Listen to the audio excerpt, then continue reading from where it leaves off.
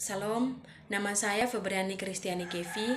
Di sini saya akan menjelaskan tentang periodisasi sejarah Gereja Indonesia menurut ahli doktorandus Fridolin Ukur. Sejarah Gereja Indonesia tidak seragam dalam penetapan tahun. Peristiwa-peristiwa yang berhubungan dengan gereja di Indonesia, dengan kehadiratnya gereja Katolik di Indonesia pada masa lampau dan seterusnya. Sebelum kehadirat gereja Katolik di Nusantara, sudah didahului dengan kedatangan gereja Nestorian dari Persia di Baru, Sumatera Utara. Doktorandus Fridolin Ukur menetapkan periodisasi sejarah gereja Indonesia sebagai berikut. Yang pertama, prasejarah gereja Indonesia pada tahun 645 sampai 1935.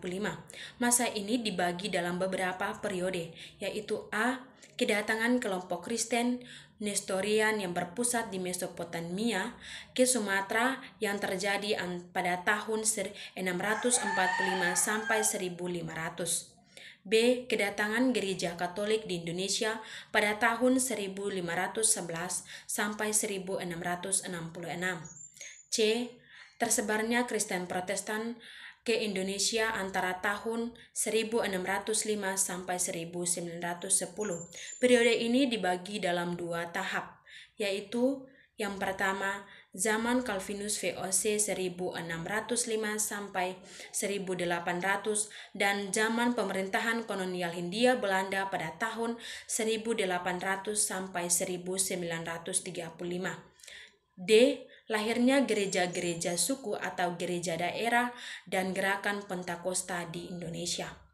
2. Sejarah gereja di Indonesia tahun 1930 sampai masa kini. Masa ini dibagi dalam beberapa periode, yaitu yang pertama, gereja dan pergerakan nasionalisme pada tahun 1930 sampai 1941. B. Gereja di masa pendudukan Jepang pada tahun 1942 sampai 1945.